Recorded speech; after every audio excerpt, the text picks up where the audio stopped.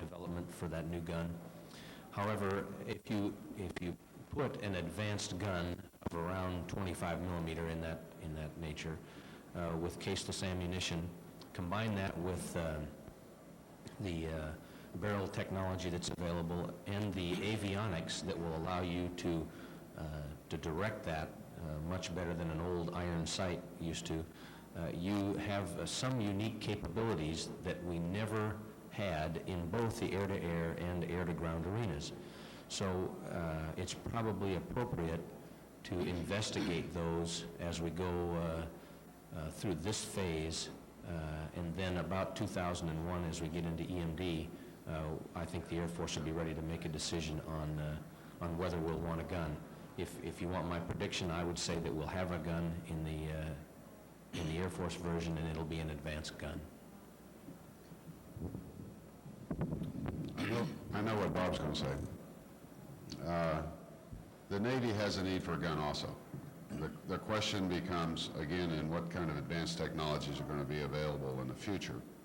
And then the secondary question is it a permanent gun? My prediction is that we will do the advanced gun that General Carlson was talking about, because we believe there will be a need for that to cover some of the contingencies we have to operate in the future. Those won't change. There are some givens when it comes to bullets to bodies and mass that are going to be with us for a long time. The question then becomes the modularity of it and the flexibility that modularity gives you today. Does it have to be permanently attached to the airplane? We don't believe so. We believe we need to be able to use that space efficiently for lots of different things. So that's an important part about how that gun technology fits in JSF in the future. Okay, well, let me round this out for the U.S. with the Marines. I think the answer is yes, but we are principally concerned not only with affordability but the weight of this aircraft. To get the STOVL capability as well as the up and away capability, weight is going to be and already is a major driver in the power plant requirements to get us into the STOVL. And of course, the power plant will determine for all services what the up and away performance characteristics are. So we will likely easily follow the Air Force's lead on this. We would prefer not to see installed performance penalties, that is to say an installed gun. We'd rather see something more along the lines of a detachable or a so-called clip-on type gun. And we're also willing to listen to arguments about what the cost benefit is about the penalties you get by installing a gun versus other weaponeering options. But we clearly believe that, and we can make powerful and emotional arguments for a gun of the caliber of about 25 millimeter, but we're also very much concerned about letting requirements drive those four pillars, the affordability and supportability in a direction where survivability and lethality are not affordable. This is for Admiral Steidel. Sir, could you comment on the top 3 to 5 technical challenges you see in the program, and also whether you are dependent upon achieving your ultimate goals by any currently enabling technologies that are being developed? Technical risks, not programmatic.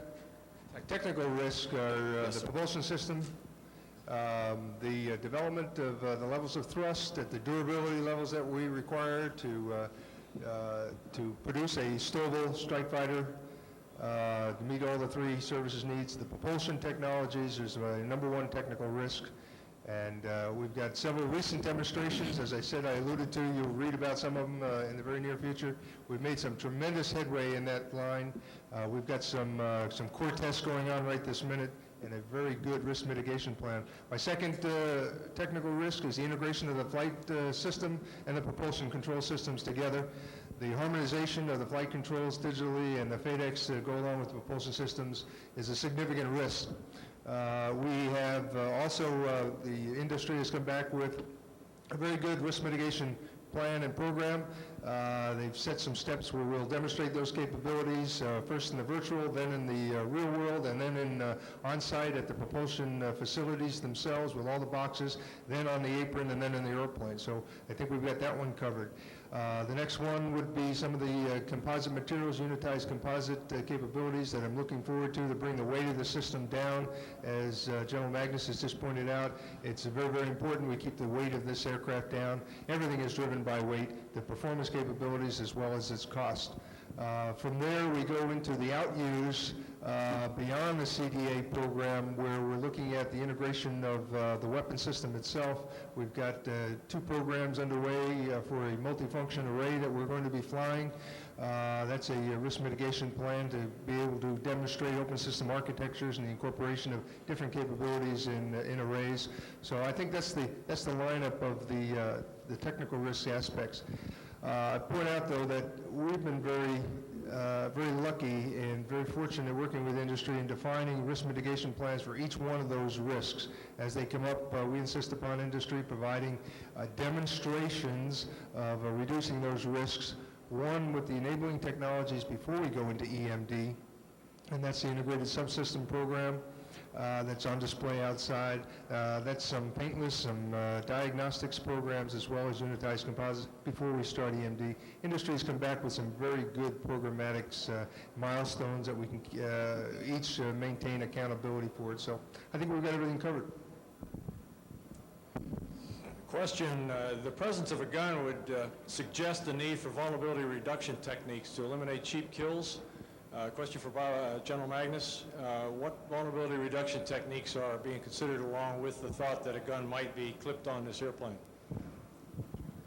I think, excuse me, I think the way I'd answer that is we're taking a look at vulnerability reduction, both in terms of signature as well as onboard countermeasures as a fundamental characteristic of the Joint Strike Fighter, and not as something that has to accommodate the gun. I think it's going to be the other way around. Again, the gun cannot impose a penalty in weight, in cost, and in the basic aircraft performance, because although we see the need in the Marine Corps for 25 squadrons of Joint Strike Fighters, I don't see 25 squadrons of Joint Strike Fighters flying every mission with a gun on it. So the gun will be an important but a secondary consideration to making sure we get those 4 pillars for the basic Joint Strike Fighter. Next question. For Air Vice Marshal Peter Norris, we've heard that the U.S. Air Force and U.S. Navy have an interest in the STOVL versions of the airplane. Could you comment on the Royal Air Force's interest in JSF? Yes, at the moment the Royal Air Force operates the Harrier GR7, a sort of AV-8B lookalike, and the T-10 for the STOVL end of the market. And we don't see that aircraft being replaced for quite some time. We're running with Eurofighter, which we've not yet got into production. We've started looking at our higher end of the game, the longer range bit for the Future Offensive Air System. And we have not yet determined just what we're going to need in terms of the frontline combat aircraft capability in the Royal Air Force for the longer term. It is possible that we might end up with just 2 aircraft, so have a Eurofighter and whatever emerges from the Future Offensive Air System feasibility work. It is similarly possible that we might have a 3 aircraft mix and see the need for a STOVL one, in which case JSF might be a sensible way forward. But it's too early for us to make any decision about that, and I don't anticipate such a view being taken for quite some time. But naturally, we'll be keeping an eye on the progress of JSF as a whole, not just as for the STOVL end of the market, but it is always, as I mentioned, JSF off-the-shelf VTOL aircraft will be featuring in the range of studies we look at for Future Offensive Air System. So there could be some interest there. We're looking at it, we're following it, but it's be some years before we take a judgment on whether JSF in either of its forms enters the Royal Air Force inventory. Thank you, sir. Next question. This question is for Admiral Steidl, I think. You mentioned, sir, that the 3 smaller European countries have joined or are about to join the JSF project. The reason for that, obviously, is because we need a replacement for the F-16, an affordable replacement, that is, for the F-16, at about the same time, the second decade of next century. But we also have an industrial interest in this project from those small countries. Could you say anything about the possibilities of industrial cooperation from the 3 countries, Norway, Denmark, the Netherlands?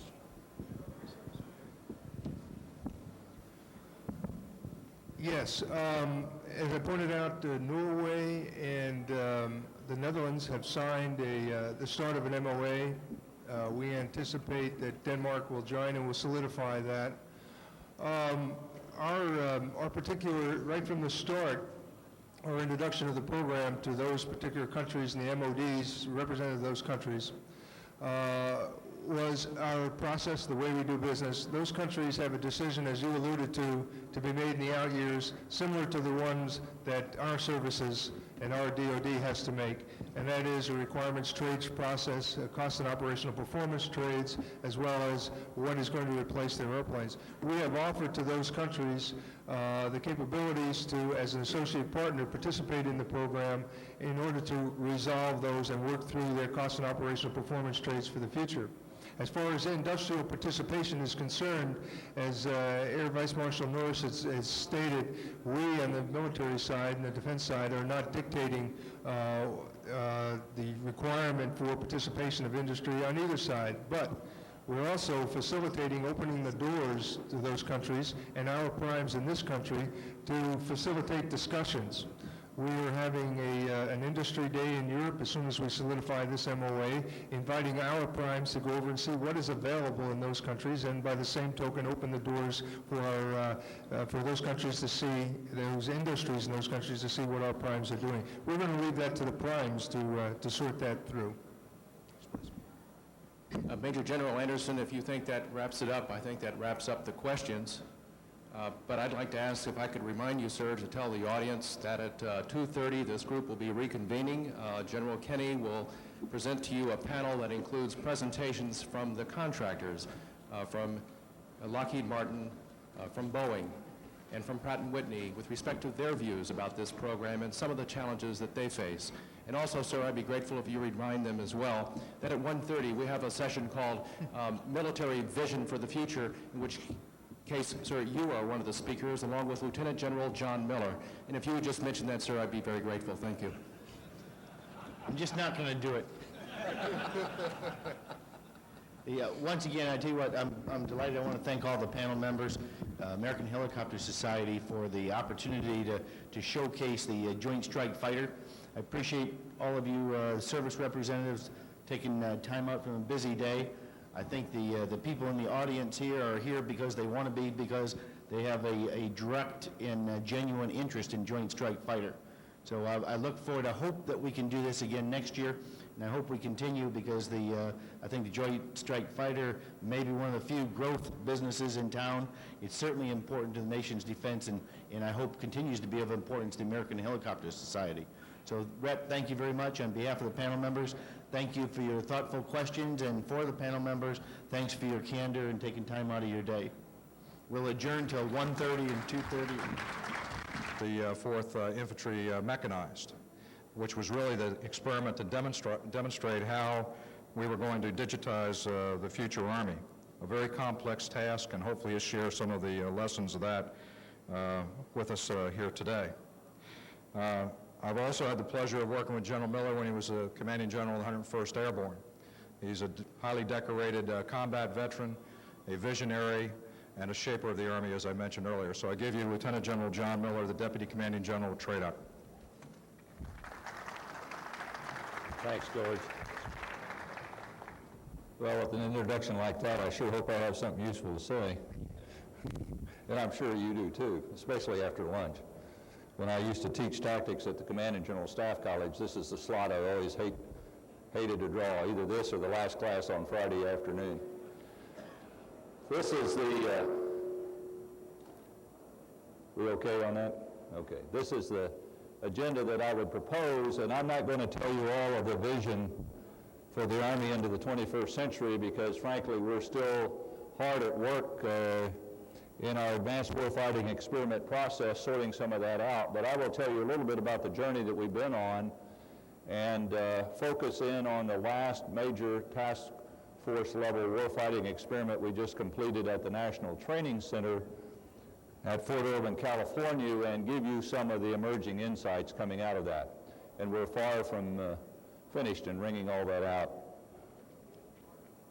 First of all, as we looked at the end of the Cold War and the changing strategic landscape around the world, we recognized that the armed forces were going to get smaller and that we had to have the capability to reach across a much broader spectrum of military operations, not just the heavy lifting of low-intensity combat all the way up to mid to high-intensity combat. We needed to be prepared to do a lot of other operations as well on behalf of the nation, and that we were probably going to do it with a smaller force.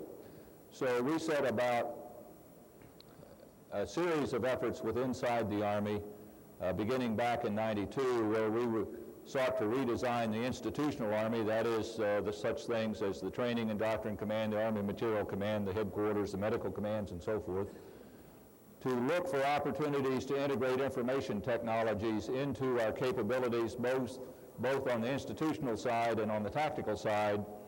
And we set about, and most importantly for my discussion with you this afternoon, to redesign the tactical Army. And we wanted to work our way into that so that we would begin putting in the field about the year 2000 capabilities that we thought could carry us on out to about 2010. And the results of that effort we were going to call Army 21. Now I'm from the Army's Training and Doctrine Command, and we were given the lead in the Army for a process, a team of folks called the Joint Venture Team, which represented the Army Material Command, Forces Command, and the Training and Doctrine Command, as well as a large chunk of the Program Executive Officer of the AAE community, the Operational Test and Experimentation Command, and all, to lead us through this process of change to start giving us a redesigned tactical Army beginning in about 2000. To do that, we said a couple of things to ourselves. First of all, back in the 80s, when General Carl Voner was our Chief of Staff, we came to the realization that in order to have a trained and ready Army, we needed, if you can slide that over a little bit so we can see this, we needed to have 6 elements, we call them imperatives, that were in balance. We had to have the right doctrine, that is the concept of how we were going to fight. We had to have the force mix that would allow us to fight according to that concept, and that force mix had to have embedded in it the right set of modern equipment that would allow us to execute that concept. We had to have individual soldiers and units trained in these organizations with this equipment to be able to fight with that doctrine, and leaders trained able to lead the formations, and of course people of sufficient quality to man that force and to provide us the folks to be trained and to operate that equipment in those organizations. And we said, as we move into the future, we think this paradigm, these 6 imperatives, these 6 characteristics really need to stay in balance. Now, the emphasis on one may change somewhat, but that just causes you to rebalance the whole, and whatever we did as we moved into the future had to maintain that kind of balance. And that we said, gee whiz, you know, this is a lot different as we move into the future from just fielding the Big Five, which we did back in the 80s. It is much more than just putting a new piece of hardware in the hands of soldiers in a unit, because we were going to change how we were going to fight. And we began to see the power of information technology and how that might allow us to change as we were working our way into this. And we said, we're never going to figure this out, because we've got to simultaneously and concurrently think about doctrine, training, leader development, organization, material systems, and soldier systems, all changing dynamically. And oh, by the way, we're not changing 1, 2, or 3 material systems at a time, but we are doing systems of systems changes, and there is enormous interplay on the battlefield amongst and between the various sets of systems, let alone within any system of system itself. And so what we said to ourselves is, first of all, we've got to get this warfighting concept straight, beginning with a vision which we have formed based out of technology that we knew that was coming along, what our historical underpinnings were, what defense guidance we had, and what operational insights we had out of what was becoming a very busy operational environment. As all of us recognize, as the Cold War ended in '89, we went from potential war to peace that has been wearing us out ever since. I mean, we've had dozens and dozens of contingency operations. I didn't check this morning, but yesterday we had just under 30,000 soldiers employed in, I think it was 68 or in the low 70s countries around the world, doing a whole variety of different kinds of things. So the op tempo was high. We got our warfighting vision straight. We then further refined that into a set of concepts which we wrote down. If we're going to figure out how to put all of this together in balance to be able to fight according to this new concept, we've got to do some fairly significant experimentation.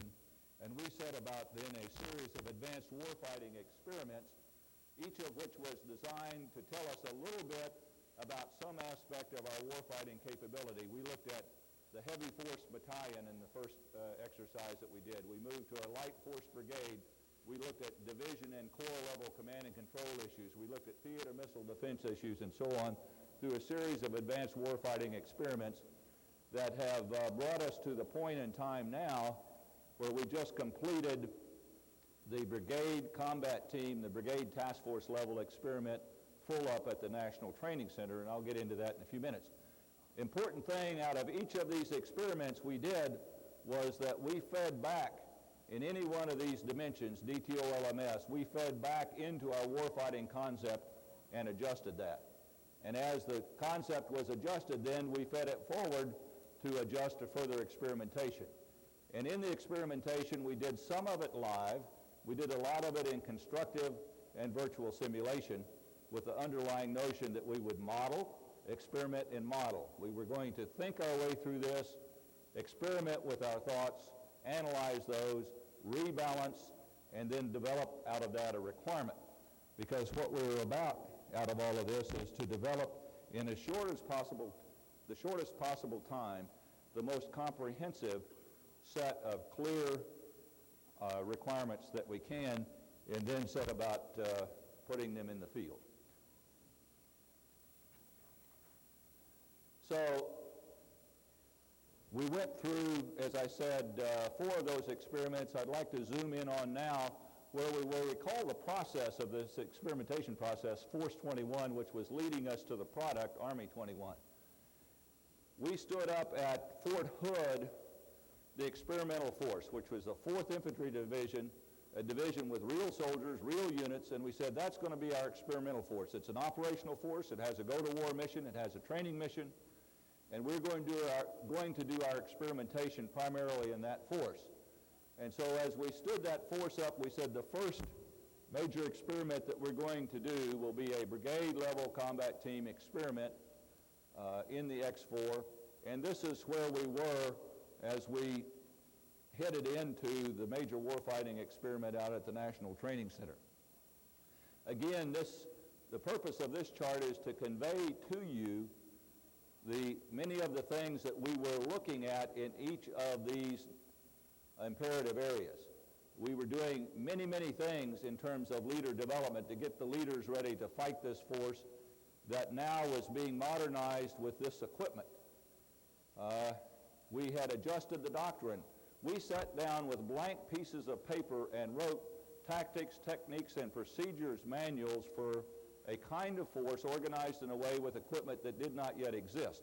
We tried the best that we could to imagine how that squad, that platoon, that company was going to fight in this new context. We wrote those tactics, techniques, and procedures manuals down, over 60 of them. We passed them to the units so that they could begin training with them. And each time we trained and experimented en route to the major exercise, we adjusted those tactics, techniques, and procedures so they could be refined and made better along the way. We made a number of force mix adjustments. I don't intend to go into all of that, but a few things. We formed a brigade reconnaissance, 2 ground reconnaissance platoons, and added them to the brigade force structure. Not shown on the brigade piece was the fact that we mixed up the division's cavalry squadron somewhat, and we added air and ground in a balanced way into that cavalry squadron, OH-58 Deltas being the air reconnaissance piece. We added more dismounted infantry, and we kept the armor battalion with the same number of M1 tanks in it. We added Paladin artillery, and we put 3 different types of battalion organizations in this brigade. We put an armor task force, a mech task force, and a light infantry task force, a mix that is not one that you traditionally find. These pieces of modern equipment, the applique, I'll tell you a little bit more about later, but basically it's a 486 computer that we put on every moving platform in this entire organization. Over 900 platforms were outfitted with this applique, and its purpose was to process situational awareness information so that the commander on that platform, the soldiers on that platform, whether it was a tank, whether it was a Bradley, whether it was a helicopter, whether it was a Humvee, a resupply vehicle, or whatever, could know where they were, where their buddies were, and where the enemy was. And I'll tell you more about that later. We had the first 2 pre-production Apache longbow in the exercise. Unmanned aerial vehicle, we flew as a surrogate, the Hunter aircraft, because we don't yet have the tactical UAV for which we have a requirement. This stands for Own the Night equipment. We had proliferated Own the Night equipment, especially in the dismounted force, but the mounted force had it as well. Did a number of things in leader development. Some of the important things that we did in the training area were to take the adjusted force mix, the new doctrine, the new equipment, put it in the hands of the soldiers, and beginning back in August, we started through platoon lane training, company teams, task force, all the way up to a simulation exercise that the division did. We'll do this summer leading to the division advanced warfighting experiment. The brigade task force advanced warfighting experiment took place in March. But we went through a series of very structured training experiences to ensure that the unit was reasonably combat effective with the new gear before we went to the National Training Center to put them up against a world-class opposing force which was going to try to beat their socks off. Next, please. Here's another laydown. If we can see this top part up here, Jim. Thank you. We had 72 initiatives embedded in this brigade task force. Some of them were material pieces. We had fielded 20 new items which were planned for fielding in the Army anyway, and we had 13 new concepts, different ways of doing business. 30 new items of equipment.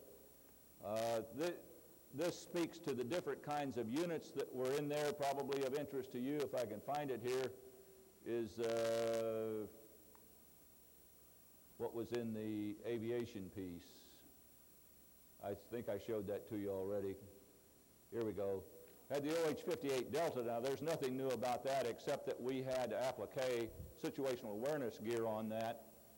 It could not see the position of all the blue forces on the ground, but we could see precisely where the scout helicopter was at any one time. We had the longbow Apache, as I mentioned, the first 2 early production versions of that.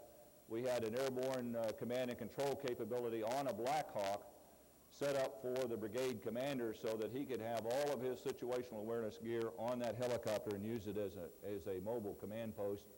We had created an aviation TOC and a Humvee with some SIG-ups, which gave them a significantly improved command and control capability and air mission planning system that we had added to the aviation capabilities.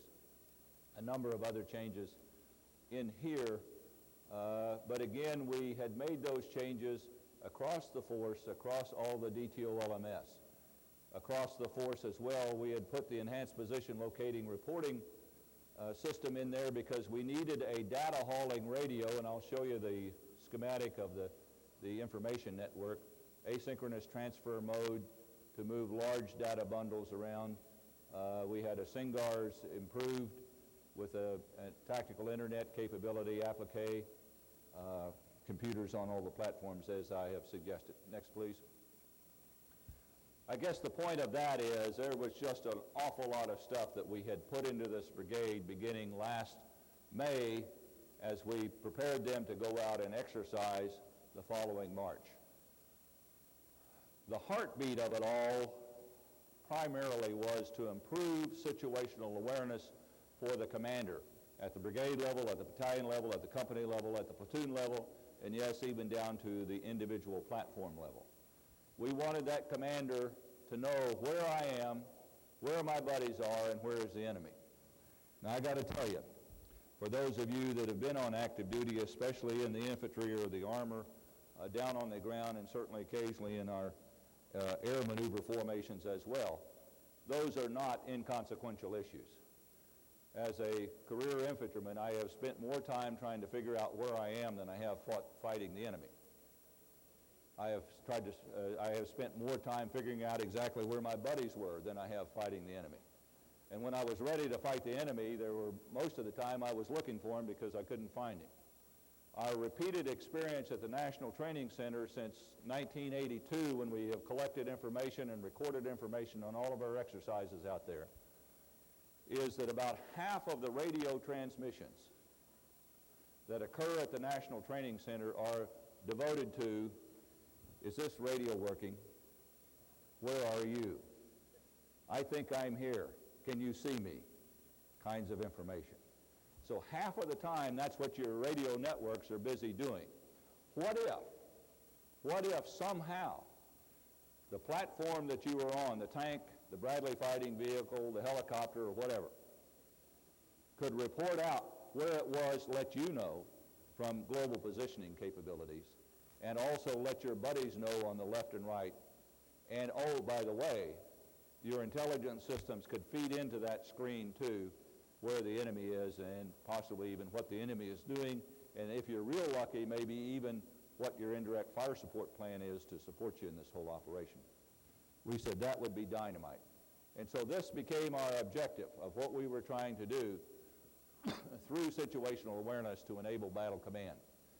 In a typical engagement by well-trained units at the National Training Center, a good battalion commander gets about half of his key killing systems into any given fight.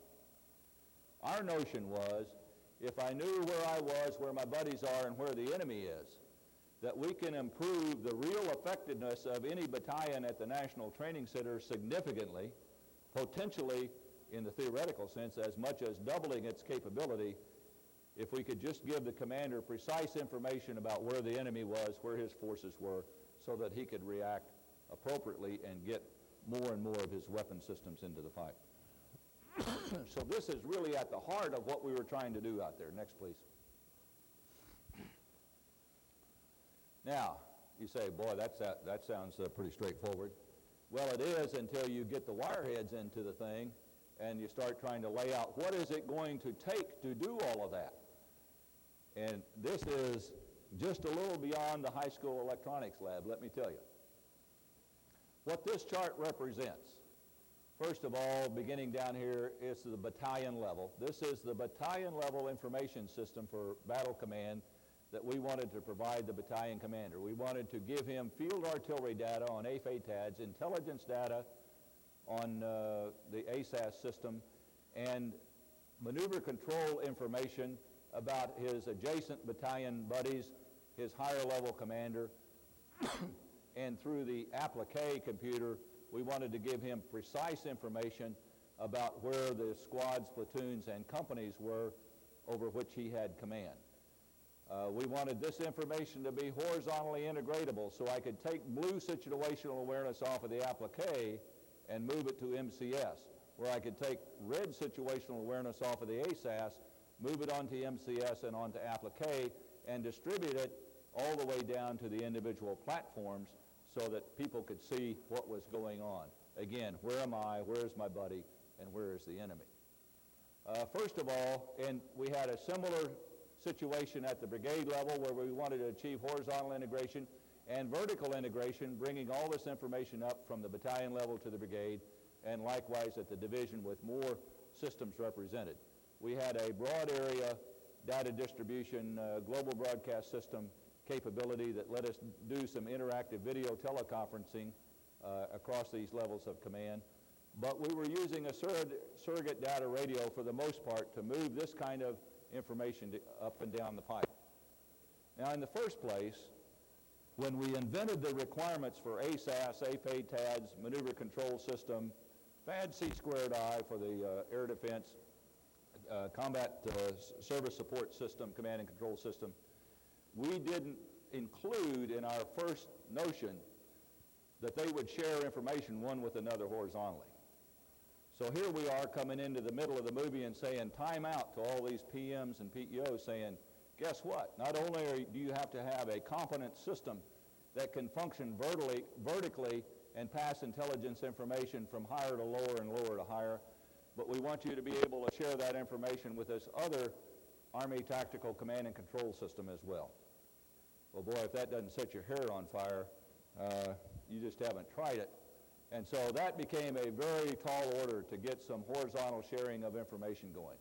Likewise, we had this system going for the higher level, and down at the lower level, we had applique computers down to each individual platform, moving information around on a tactical internet, the backbone of which was the EPLARS data hauler system and SINGAR's SIP, moving data at a very low baud rate from individual platform to individual platform within a given platoon. Between platoons, that was done over EPLARS. Platoon to company, that was done over EPLARS as well. And so what we were doing here is taking an internet with a set of cellular phone subscribers plugged into it and putting that whole thing in motion on the battlefield over undulating terrain with all the vagaries of PFC Miller out there trying to get the green wire hooked to the red wire and get the batteries changed and so on and so forth. Well, we must have been nuts. But I tell you, we are making it work. And the impact of its working is enormous on our warfighting capability. Go ahead, please. And we're making it work because we've gone to a totally different approach of development, and I think you'll find the Army in the future very much, thanks, Dave, committed to developing things in this fashion, and we call it spiral development,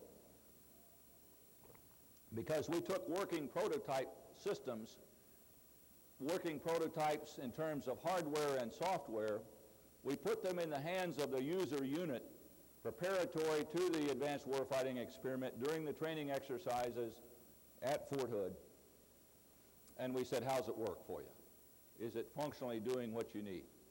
And the answer, if you ask Sergeant Miller out there, he will tell you on the unvarnished truth. And so will the young Spec 4, and so will the young officer. And so what we put down at Fort Hood was a great team of folks that could help us do continuous evolution of the software and hardware. All of the contractors, all of the Army in uniform, Department of Army civilian material developers that needed to be at Fort Hood were at Fort Hood, working collaboratively as a team with the training and using unit to spirally develop our capabilities. And oh, by the way, it wasn't just the hardware and software that was getting spirally developed. We were making adjustments to our organization, to our training, how we developed our leaders in the process.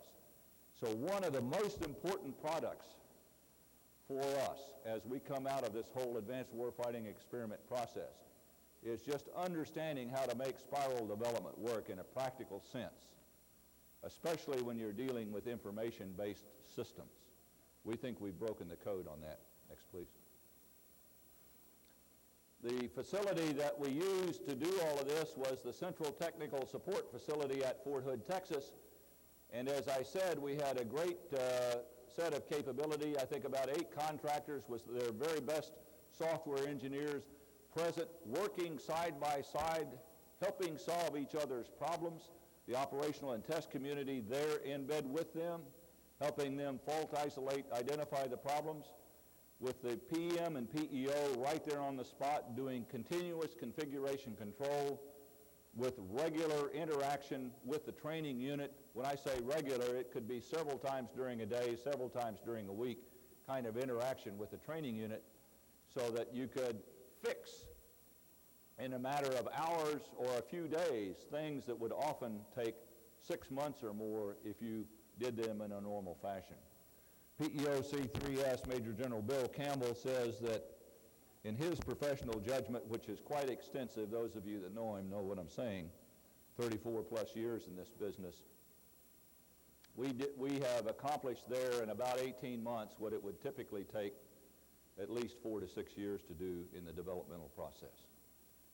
And it just was enormously powerful. And part of the power also came from the fact that we were electronically linked to all of these other capabilities. So the TRW software engineer team that was down here on the ground could turn to their full set of capabilities, organizational capabilities, labs and engineers. ITT did the same thing back at their home station because they were electronically linked in. Next chart, please. So anyway, we went through all of that. We went through all the training. We put the brigade task force on over 600 rail cars, self-deployed a bunch of aircraft, went out to the NTC, and we had ourselves a great month out of the National Training Center. The first week we were there, we did the typical unload, RSOI kinds of activities. The next week we spent shaking out the equipment because we had to rebolt on some of the new gear onto the basic platforms that we had brought out there. Plus, we had to put on all of the National Training Center instrumentation because those of you who are familiar with the National Training Center, you know that every platform that is at the National Training Center maneuvering, red and blue, has transponder on it that allows them to, from fixed site antennas, keep geoposition location on everything that's out there on that battlefield. If you're in the box, they know where you are. When an enemy kills you with their laser representation of direct fire capabilities or their RF energy representation of indirect fire capabilities, the computer back at Fort Irwin headquarters knows that you died and knows where you died. So we had to put on top of the new command and control gear, the new situational awareness gear, all of the instrumentation from the NTC, and oh, by the way, OPTEC, the Operational Test and Experimentation Command, had some additional instrumentation on there too. So we had quite a electronic burden that we were putting on all of these platforms, and getting that all on there was no small shake.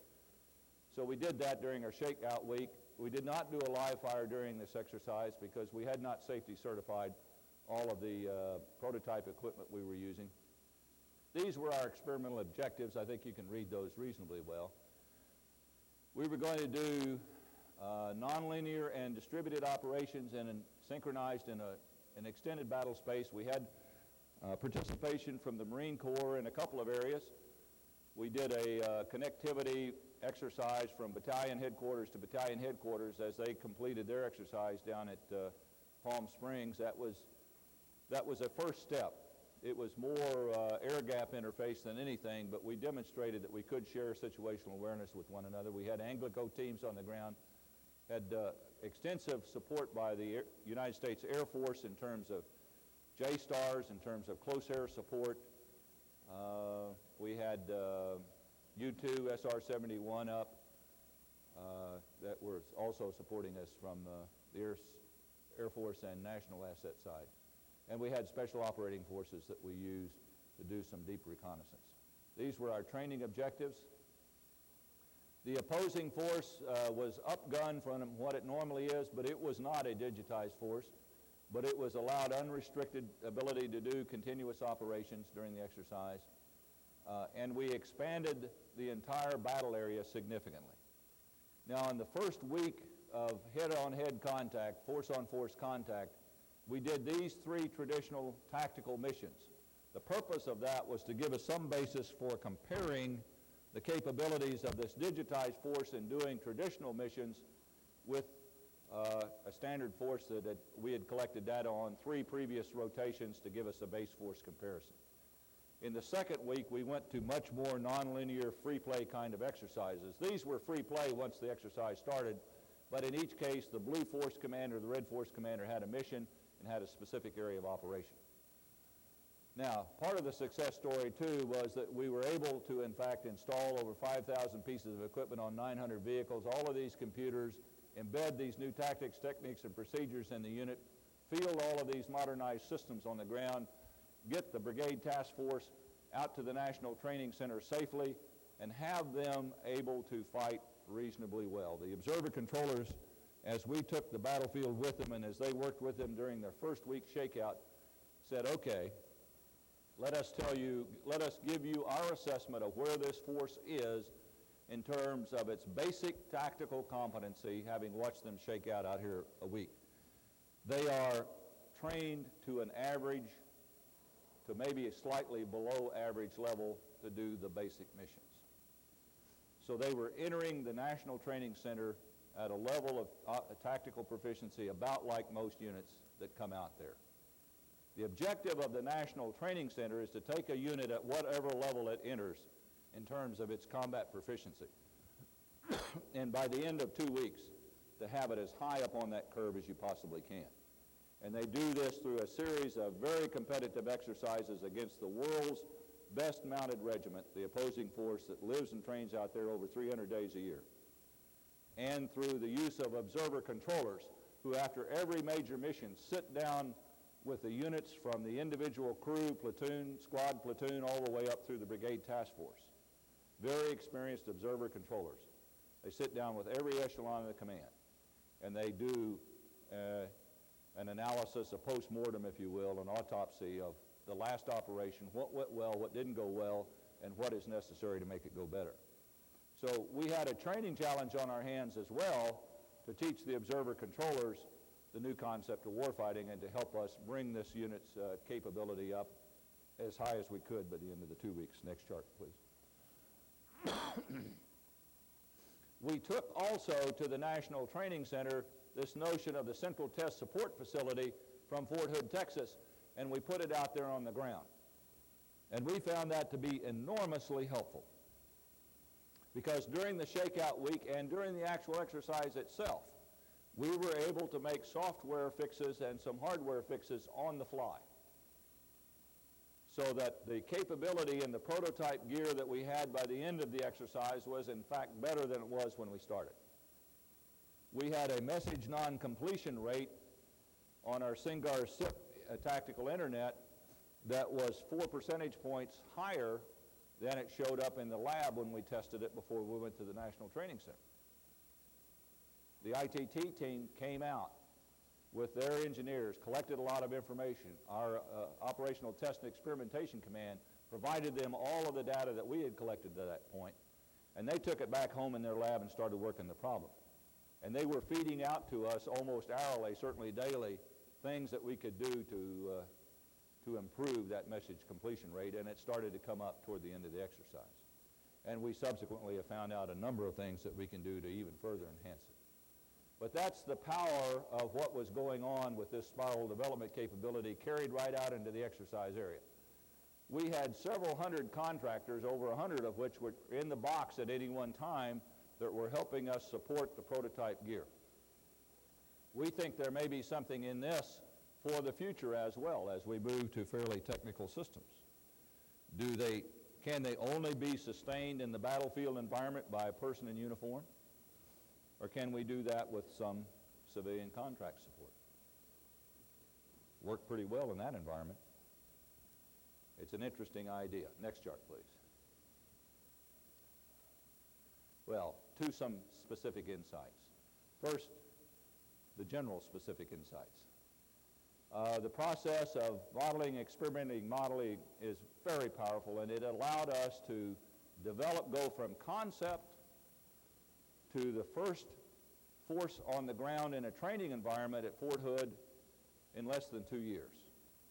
It allowed us to begin with the X-4 at the brigade level at Fort Hood in last May and have a fighting capable force out at the National Training Center in less than a year by the following March. Enormously powerful way to changing how we're changed. And putting the model on the ground is a tremendous forcing function. If we had not had several millions of dollars committed to the March training exercise at the NTC, all of us in uniform and in the civilian contractor's uniform that were working hard to put the things together, the doctrine, the organizational change, the material, and all of that, we would still be finding reasons why we hadn't got it done yet. But I tell you, that was a powerful forcing function.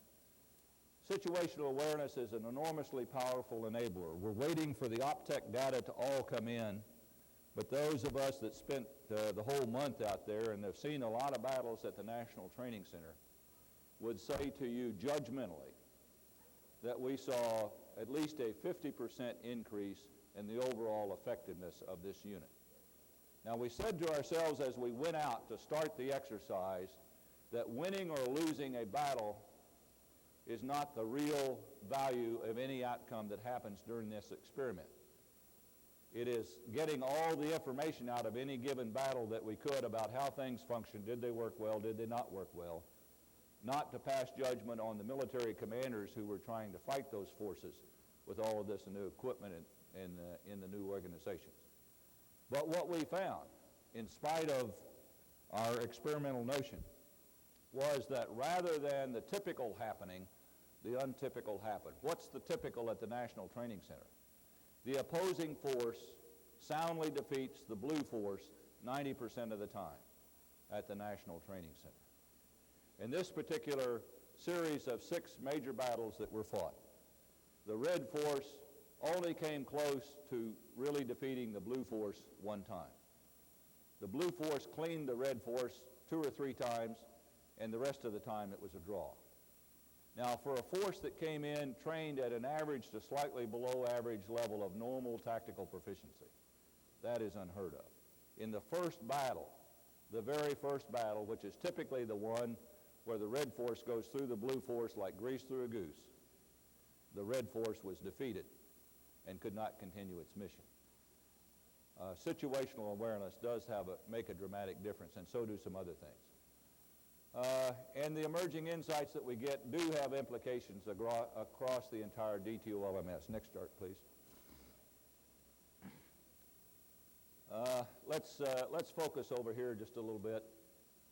Whiz you guys up on some of the things that fly in the air here. Apache Longbow, an absolute hands-down winner.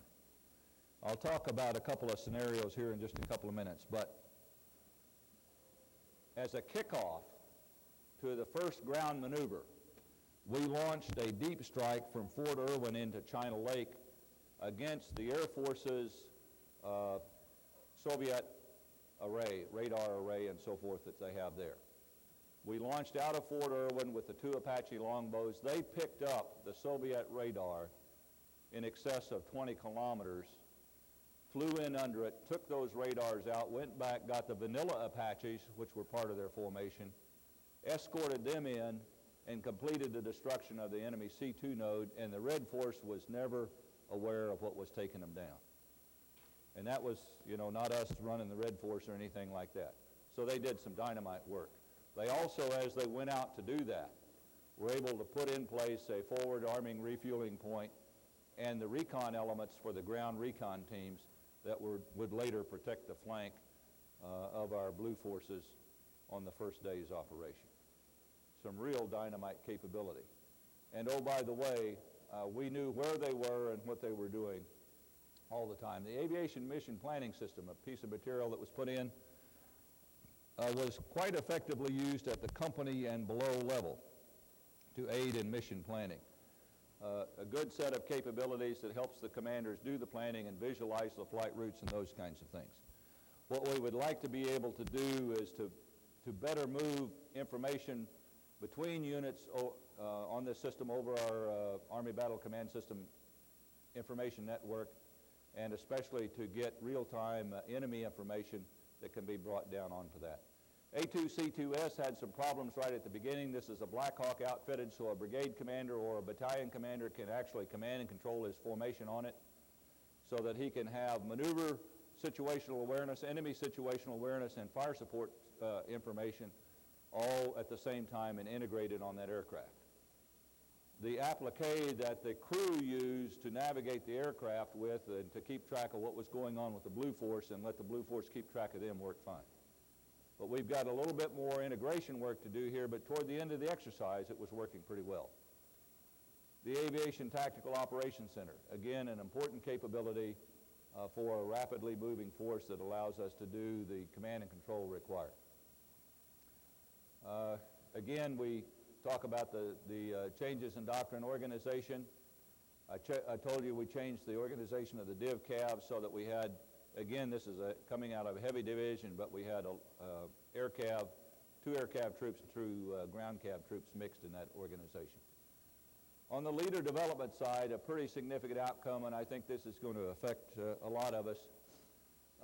We found that the brigade commander, with his consistently improving situational awareness throughout the exercise, was no longer required for every time he wanted to do a frag order to go through, okay, I see the changing enemy situation. Let's go through the planning cycle now. Let's work some alternative courses of action, and let's go back now and issue frag orders to subordinate units, a process which can take anywhere from 4 to 6 hours.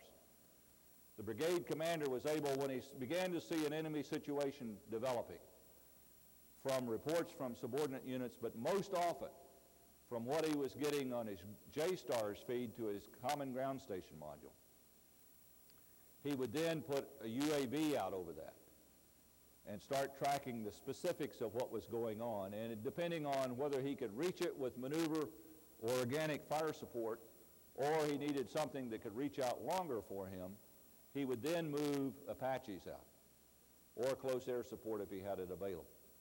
And in some cases, we saw the commander moving the Apaches out, leaving the UAV up overhead to help do battle management of the Apache formation. No, you need to move to the south slope of that ridge line, because from there I think you can see your target better. Because the terrain out there, as you may know, is fairly severe in some areas, and even as great as the longbow radar system is, you still have a terrain masking issue that you have to deal with. But with the UAV up overhead, could assist in the battle management of the Apache formations. But the commander then was able, as the enemy situation began to develop, he could say, this is beginning to look pretty interesting. Let me virtually put myself out there. And that would be a UAV up overhead, a J-STARS probably, or perhaps, Apache Longbow, Kiowa Scouts, or his brigade scout troop, seeing with a great deal of precision what was actually going on, so he would go straight from observe then to execute without all this 4 to 6 hour of planning and staff drill process in between. And I'll share with you a couple of specifics on that. So there were some tremendous insights. One of the things, though, we saw was that now that the brigade commander and the battalion commander were able to see with some great precision what was going on with the enemy, they wanted to react to it, as one might naturally assume, to go kill the enemy. And we had maneuver task forces on the ground moving from one end of the area of operation to the other in fairly short order. You can do that for a while. But about the 3rd day, people's tongues start hanging out. And the 4th day, they are really dragging. There was one fight that was going on where we had a very good read on the enemy situation. Maneuver forces weren't available. The Blue Force commander was not effectively putting his artillery into that, and we said, what's going on? The Corps commander happened to be out, General Tom Schwartz, stopped into the brigade, talked, to pay a visit, went over to talk to the fire support officer, a young major, great young American, and that kid had the 1,000-yard stare. I mean, he'd been at this as hard as he could for the last 72 hours, and he just couldn't think anymore. So he turned to his backup, a great young second lieutenant who was there being all he could be, but it was just a bigger problem than that youngster had ever seen in his life. And so there is an aspect of human operational tempo. As we increase the situational awareness and our ability to respond, we will find ways to balance and ensure that we've got the human energy to go along with that, and find more and better ways to hand off incidental decisions, incidental collection of information to software processes, and let the humans do the things that only humans can do and should do. Next, please. A battle. OPFOR crosses the international border. Opposing force, the situation was this. We had the blue force on this side, and we had the red force on this side. We had an international boundary, and the rules of engagement did not allow the blue force to initiate any kind of hostile action until the red force crossed the border. So usually the blue force at the National Training Center, this to get you oriented on the terrain, is the central corridor, Brown-Deadman Pass here, Granite Pass there. This area is called the Colorado or the washboard, some very, very difficult terrain, the Chinaman's hat right here. The southern corridor goes down this way with the Valley of Death there, the northern corridor up here, and the central corridor here. Before I get into this battle, let me just say, typically, at an NTC rotation, a brigade task force will fight most of its fights in one of these corridors, occasionally using two.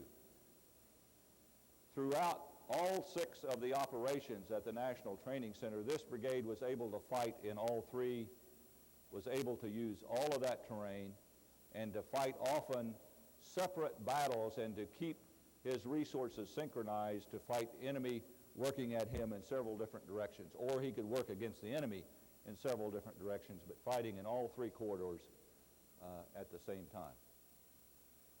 So anyway, we were able to see, the blue force was able to see the red force with J-stars as it came across the border, put a UAV up right away, and was able to track the enemy's advance. The blue force had at least 30 minutes lead from what they would normally have, and typically what happens at the NTC is the first time you're aware the red force has crossed the border is when they're attacking your main force defensive locations, or they're already in your rear. He was able to bring up, as we see here, Apaches to put them in position to begin to attrit the enemy force that started to try to move. It was going to move into this location. The night before, when he was first allowed 12 hours before the operation kicked off to put reconnaissance elements out, he took advantage of his Blackhawks and put them here in this flanking position of the Brown-Deadman Pass, looking this way, and also able to see the Granite Pass area. So he used aviation in that regard. Put the UAV up, as I mentioned, after the J-stars gave him the read, was able to track this force trying to go up into the northern corridor. We had the light infantry up there now equipped with Javelin, 2-kilometer fire and forget, dynamite weapon, top attack, and they lost the better part of 1 mounted company with tanks and armored personnel carriers up in here, and decided that they weren't going to try to go through that way at all. Normally they would sneak in the back door and come around. So anyway, main force continued on up this way, began to be attrited here by the Apaches, was able to fight their way in here.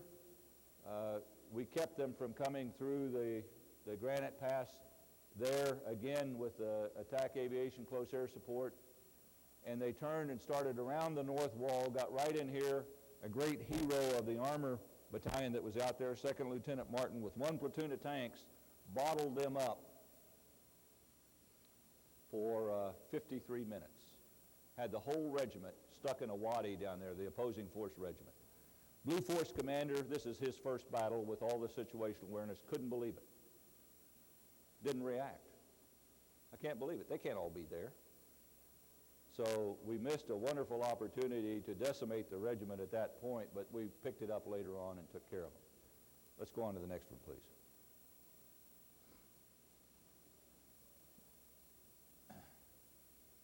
This is a deliberate attack situation.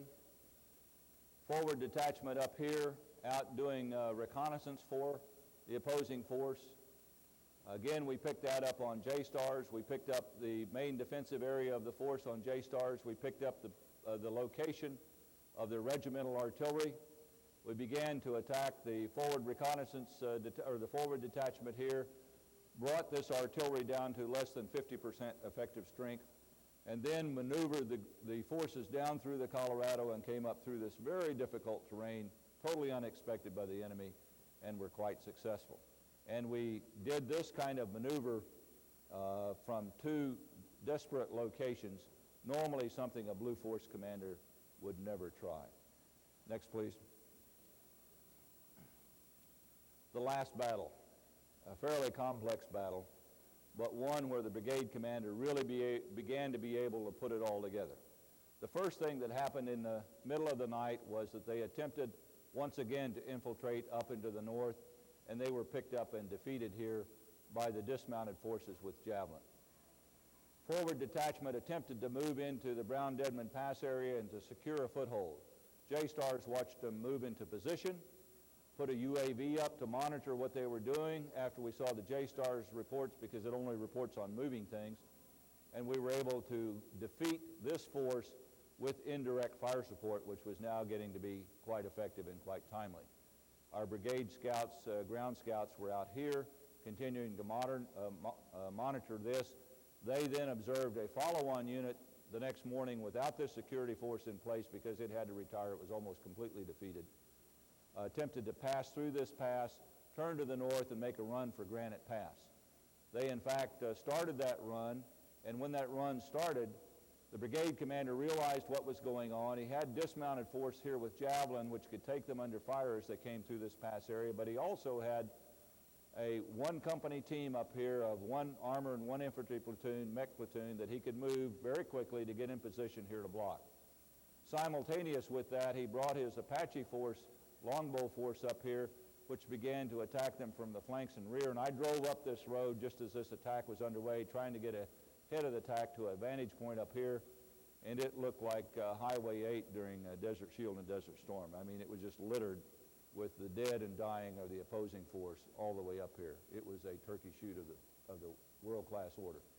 Part of the force eventually got through up here, was taken under fire by this combined arms force. One company team leaked on through here, and the brigade commander, as he was watching this situation develop, left one company team from this battalion task force here, moved the other two all the way up.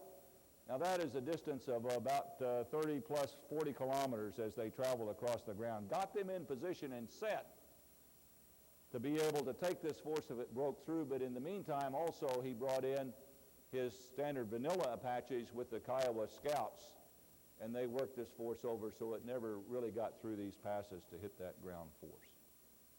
Now that is a brigade commander fighting in 3 different corridors simultaneously because he had a force that had infiltrated down here he was blocking as well. A brigade commander exploiting the combination of J-stars, UAV, Apache longbow, OH-58 Delta, his indirect fire support, his armor force, his dismounted force, his javelins, dynamite. And this battle went down just in a few hours, and he totally defeated the opposing force. Situational awareness makes a tremendous difference. Next chart, please. Well, that's where we are in working Army 21, which is what we will be starting to field in the year 2000-2001 at Fort Hood, Texas. And we will do 2 divisions and a slice of a corps for our first increment of putting Army 21, the digitized force, on the ground.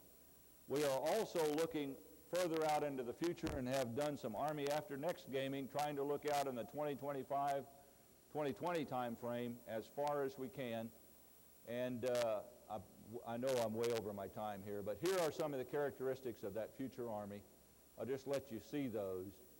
And here are some possible technical revolutions that we believe that are possible and certainly that we will need to be able to leap ahead to that future set of capabilities. We see Army 21, the digitized force, as a significantly product improved version of the Army of Excellence. Smaller, much more capable because of situational awareness. We see the Army After Next to be something where we're looking for information dominance still as a full component of that force, but leap-ahead technologies that will allow us to be much more strategically agile and much more lethal in any future battlefield. So that's all about the Army's look to the future, and I know I'm way over on time, George, I'm sorry. But I tell you, this stuff is exciting stuff, and to watch these young troopers executed on the ground in the way they did, it pumps this old guy up. Thank you very much for your time and attention.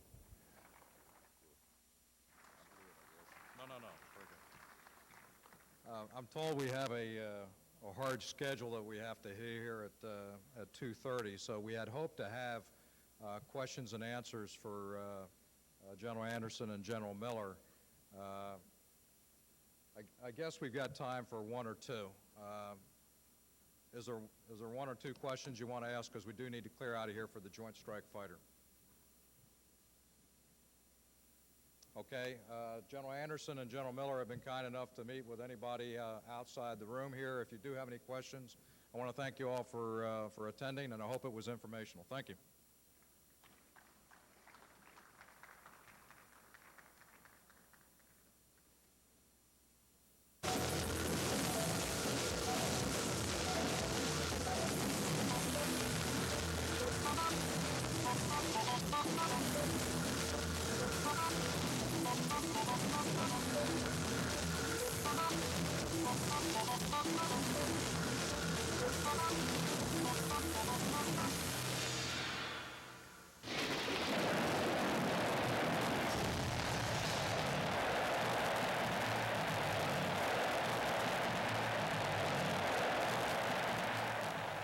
A special thank you to our sponsors: Lockheed Martin, Boeing Defense and Space Group, McDonnell Douglas, Sikorsky Aircraft Corporation.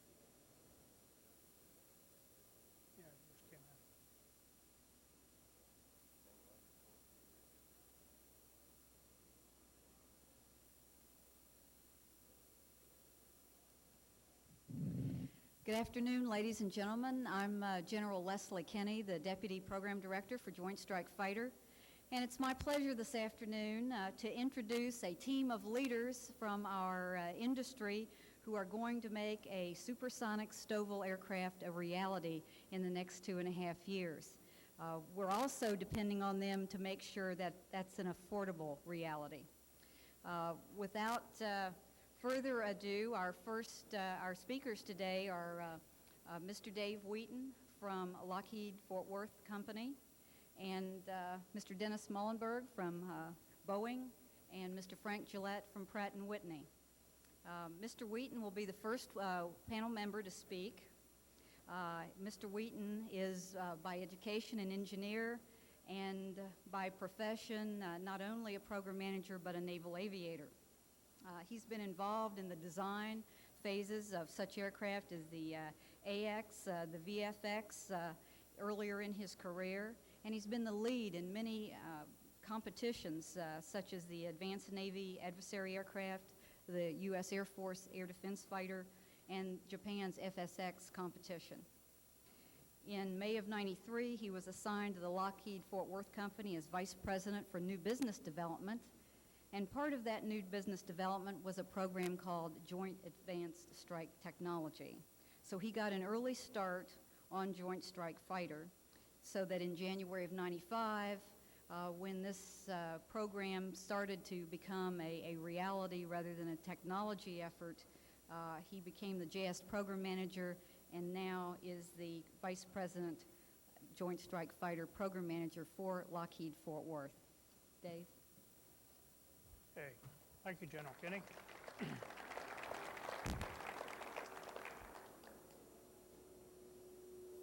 Could have the first one, Dave.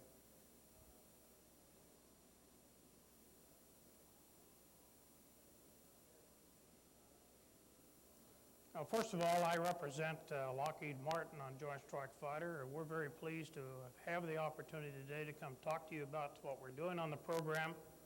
Actually, I intend to cover two different subjects as we go forward. The first one is I will bring you up to date on where we are as we go through the concept development phase on the program, give you a better understanding on our configuration that we are working on for the three services.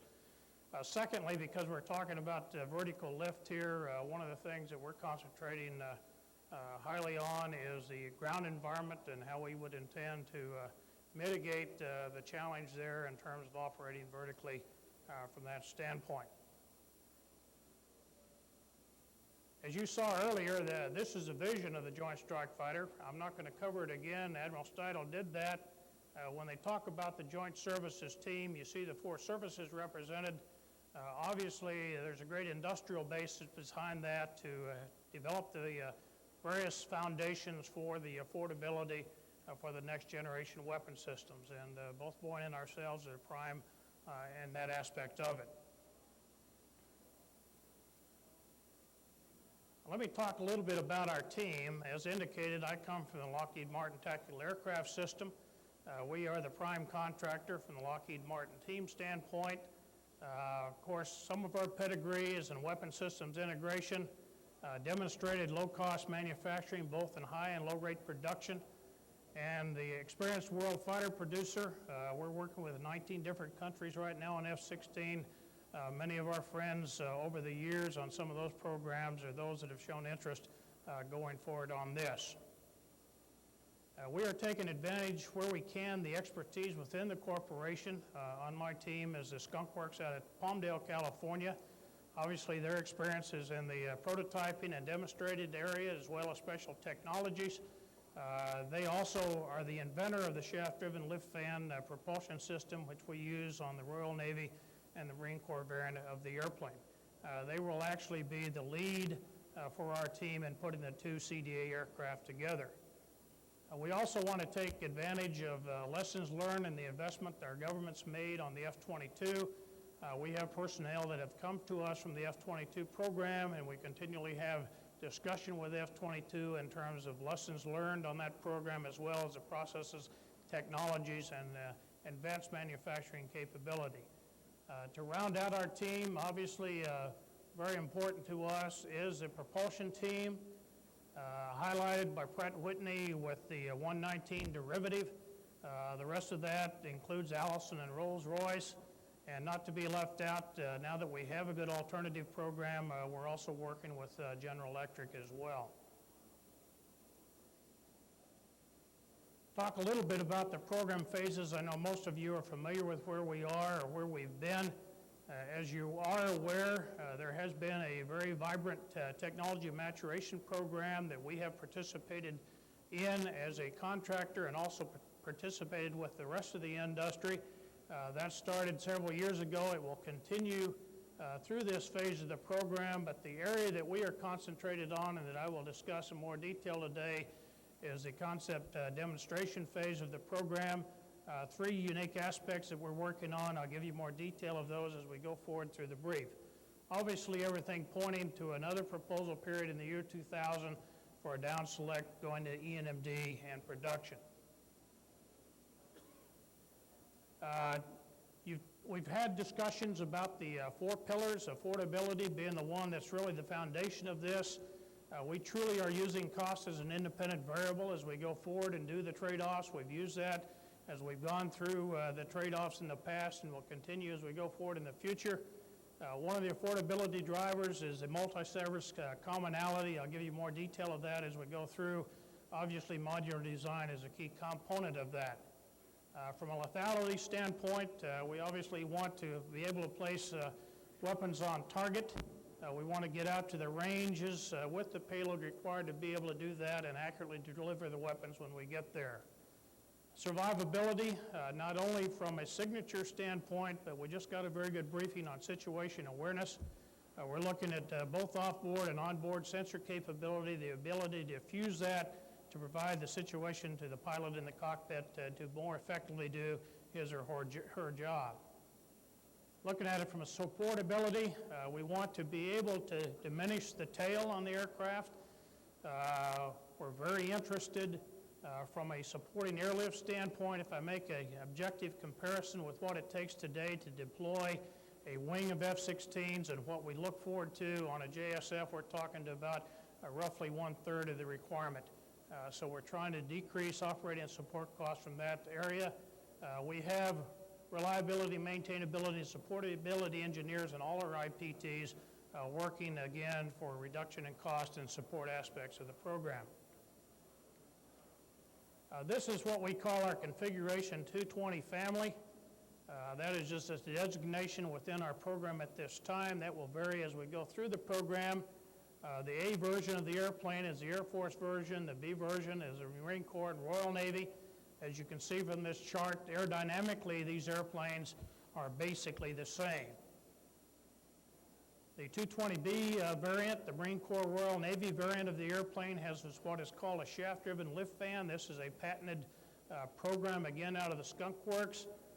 It is based on an SE611, which is our designation of the 119 derivative, and also has a 3-bearing nozzle. You'll see a model of that out in our display area if you want to get a better idea of how that system works. Looking at it from the C variant, which is the Navy variant, obviously we have to take into consideration the requirements for cat and trap on that airplane. So as indicated by this plan form drawing, we have larger control surfaces on that aircraft to be able to do the carrier operations.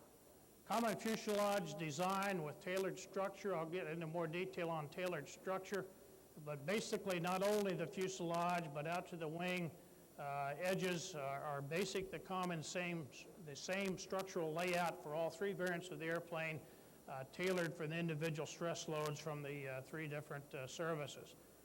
When we take out the shaft-driven lift fan from the Marine Corps variant, we put a 3-bearing axial symmetrical nozzle on the Navy and Air Force. We also have room up in the space where the lift fan was located to put additional fuel and increase mission radius for those variants. It's been a challenge over the last several years. You heard some of the discussions in the meeting this morning about the requirements from the different services. Starting first with the AB variant, obviously the wing area is driven from a sustained maneuverability performance as one of the parameters we look at. Clearance for operation on the ship on the LHAs for the Marine Corps, a 33-foot requirement. We look at it from the UK requirement, as Air Vice Marshal Norris indicated, 30-foot requirement to fit on their carrier, so we put a minor wing fold on that. Also, the length of the aircraft is driven by the requirement to fit on the lift or the elevator for the Royal Navy. Looking at it from the Navy side, again, the requirement to meet the cat trap requirements drives us to a slightly larger wing area, and to balance that, control surface in the aft as well.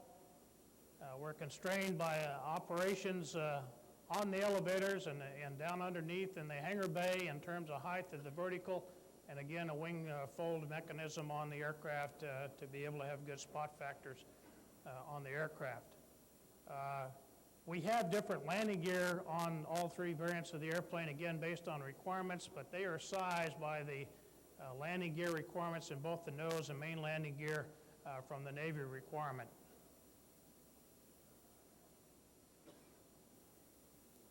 I mentioned basic structural arrangement. If we start first with a look at the Air Force and move from that to the Royal Navy, Marine Corps, the basic changes are right up here in the lift fan area and also in the roll duct requirements out into the wing. If we take it one step forward and look at that from the Navy perspective, again, the structural design in the fuselage and out to the wingtips On all three variants are the same. We put larger control surfaces on it to meet the Navy CAT trap. Now this is a little bit of a misrepresentation because we've actually done a finite element model analysis of all the structural load paths for all three variants. We obviously want to tailor that for each aircraft so that we don't have a situation where for the Navy CAT trap stresses that we carry that weight and additional cost into the other two variants. That's called cousin parts, by the way, not necessarily a new idea. We built 76 models of the F-16. We have a similar kind of situation on those where you do the engineering 1 to 1.5 times, but you use the same processes, materials, et cetera, to build the pieces. You add a little extra metal or leave a little extra metal on or more composites to be able to get to that. Again, reduces cost overall, be able to tailor the structure to meet the unique requirements for the three services. Plan form comparisons just to show you size. As you can see, both in length and wingspan, it's basically the same as the F-16. A little larger surface area up here in terms of the fuselage and wing area because of the internal weapons base primarily. Considerably smaller airplane than either the F-15 or the F-22. You make a similar comparison to the AV-8B and the F-18C. It's bigger than the AV-8 but smaller than the F-18C. Good spot factor for working off the carrier decks.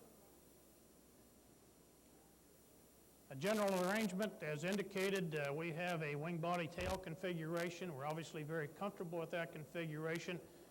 We went through about 100 iterations of design of the aircraft before we arrived at the Model 220. We feel it gives us a great deal of flexibility as we go forward, and as the services continue to drive the requirements that will be available to us in the next couple of years. Looking at it from an internal arrangement, one of the challenges we've had in the last year is to make sure everything fits inside the airplane. This is a cutaway of the 220A, the Air Force airplane.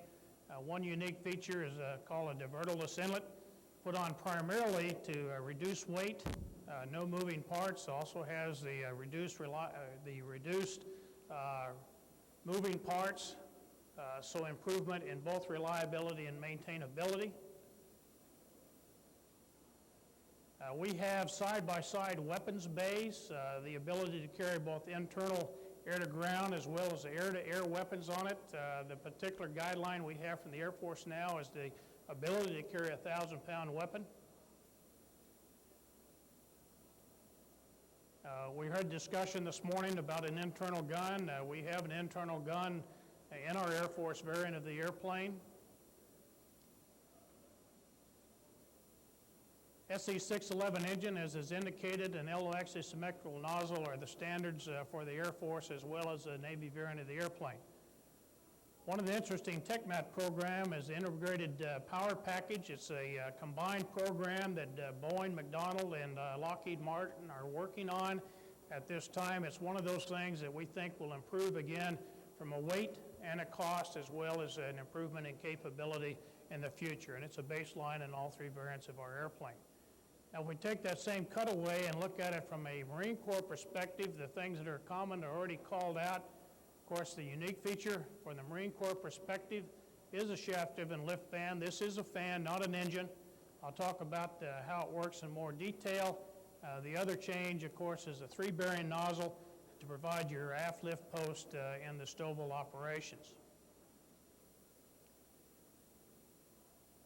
As I've indicated, for the Royal Navy only, to be able to fit on their elevators, we have a wing fold. And of course, we take advantage of the Navy and Marine Corps requirements in terms of a refuel probe in their probe and dog refueling system.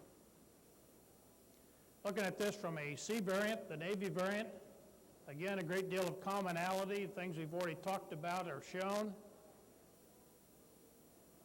In their particular case, they're talking about a 2,000-pound weapons bay capability. Oh, by the way, we've done that trade-off. All three variants of our airplane currently have the capacity to carry 2,000-pound weapons or the flexibility to call multiple smaller stores if required. That trade-off's been done.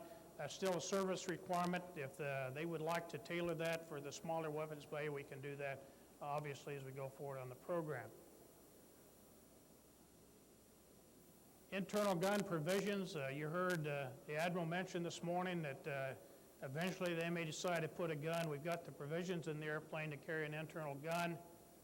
As I've already indicated, a wing fold mechanism and larger control surfaces to be able to handle the CAT and arrestment requirements on the airplane. Propulsion system overview, I've already talked about this in a little bit of detail. VTOL has the 611 with LO-axis nozzle. When we go to the STOLO variant, there are some changes that we make in terms of exhaust duct and nozzle, roll duct capability, shaft attachment off the low-pressure turbine that goes forward through a clutch and gears to drive the lift fan. The STOLO controls both the hardware and software associated with that, and the augmenter. We've really paid a lot of attention from a supportability standpoint. We've got teams throughout the corporation working on that. One of the very key but smaller items is having an integral ladder in the airplane for the access to the cockpit. Currently we have a forward hinged area for several reasons, but one of the advantages that we have from a supportability standpoint is it does eliminate the requirement for taking the canopy off if you have a seat removal and change out. Aft nozzle, we're still doing trade-offs on that. Of course, the Navy in the past has had the requirement for removing the engine in the shadow of the aircraft. We've done the trade-offs. We know how to do that. It's something that we will continue to work with the Navy on that requirement in the event that that is a firm requirement in the future. Right now in our design concept, we can remove the engine and replace it in a 90-minute time frame. A lot of emphasis on diagnostics and prognosis, not only in the propulsion system, but throughout the aircraft in general. We're looking at modular avionics, open system architecture. Again, diagnostics and two-level maintenance are key to the program as it currently stands. I've mentioned the self-sufficiency will come out from the integrated power package, onboard power, self-start, looking at OBOGs and OBIGs, electric drive hydraulic utility pumps, and we are actually, as a part of the GIST program, building electric actuators and flight test them on the F-16 program within the next year or so. This is an interesting aspect of the program. We did CATIA and COMAC models. We were concerned about the ability with our inlet design to be able to crawl the inlet from a maintenance standpoint. When we put together a full-scale RCS model here a year ago, we actually put an engineer down the inlet to make sure that we had that ability from a support system standpoint. Weapon servicing, I've already indicated the location of the side-by-side weapons bays. They're forward of the landing gear, so you can point the tail end aft over the water for the Marine Corps and the Navy variants. The refueling and servicing capability within the triangle of the landing gear, so you've got good access to that. And of course, we're looking at minimum scheduled maintenance on the program. Joint support and training. Autonomic logistics systems, similar to what they have on the 777 program. We're looking at carrying that kind of a thought process forward as we go into this, looking at maintenance information analysis and, of course, mission management and the ability to transmit that information by data link, get it back to the maintainers early on in the program. I mentioned there are major program elements within the CD phase that we're working on. There are basically three. Obviously, we're working with the government in the requirements development and validation phase. As I indicated, we're also working from the TechNet contract standpoint. But what we are working on jointly on our program is obviously one issue, one to be most visible, and that is to produce the two flight demo aircraft, the CD aircraft, and flight test them over the 51-month period. The other aspect of the program, we will be defining the preferred weapon system contract, and that is, configuration, and that is not only the airplane, but obviously the support and training aspect that goes with that.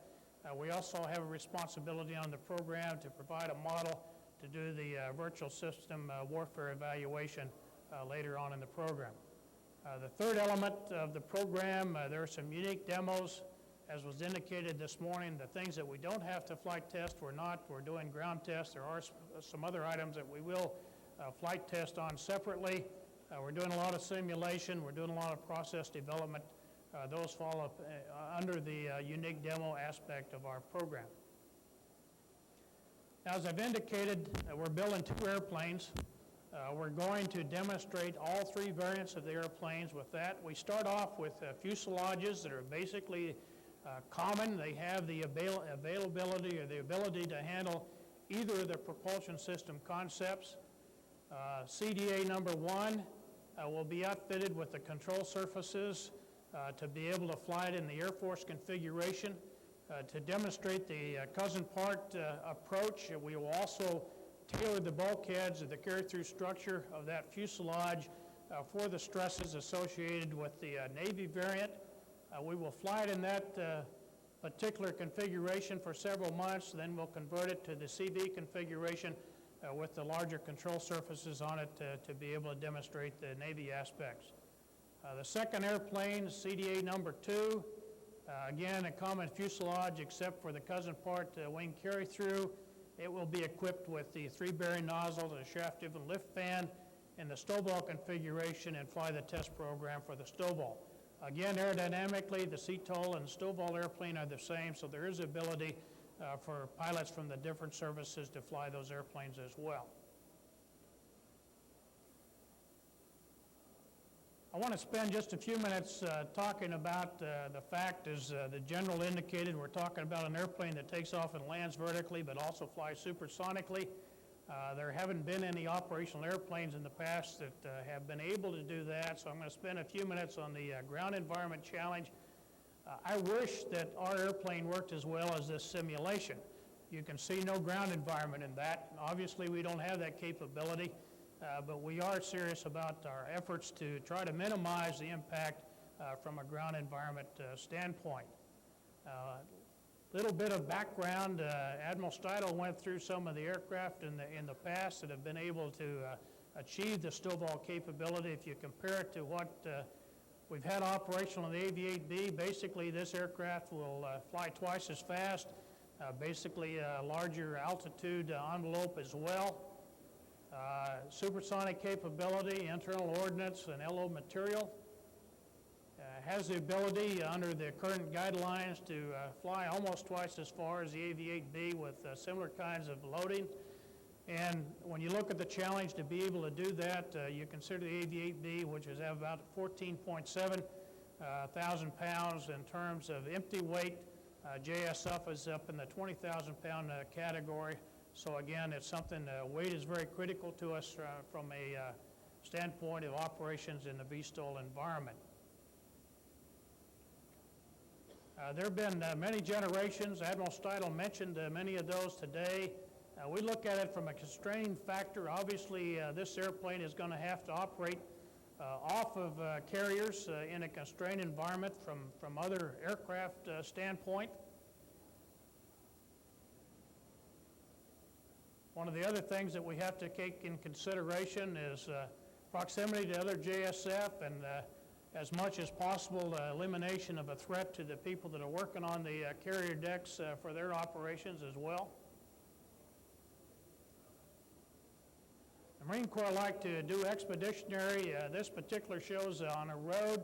You'll see some asphalt kicked up here as the aircraft lifts off. You'll see some of the operations that they've done with Harriers in the past that we have to be cognizant of as we design this airplane.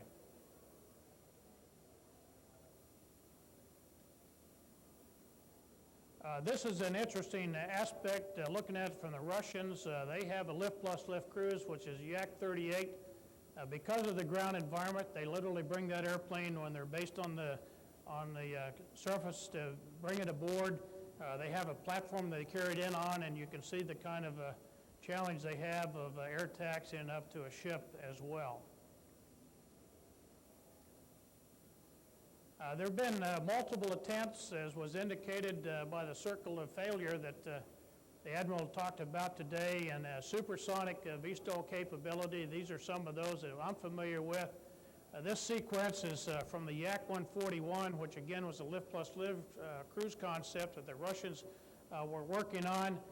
Take a look at this. This is a stowable takeoff, They have chocks in front of the main landing gear rather than a hold back, and what they did is they advanced the power to where the chocks couldn't hold it anymore, and then it did a stowable takeoff. Probably not an operationally useful way to do stowable, but it gives you an indication of the things that we take into consideration.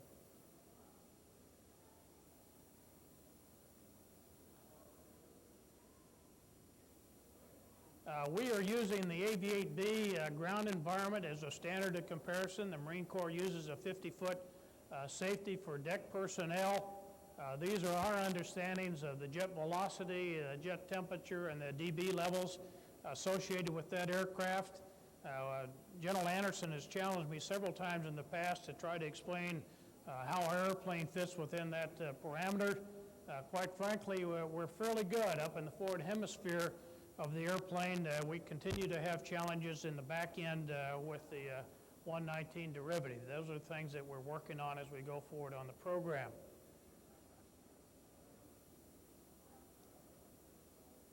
We have excellent engines to start with, both the 119 and in the future the 120.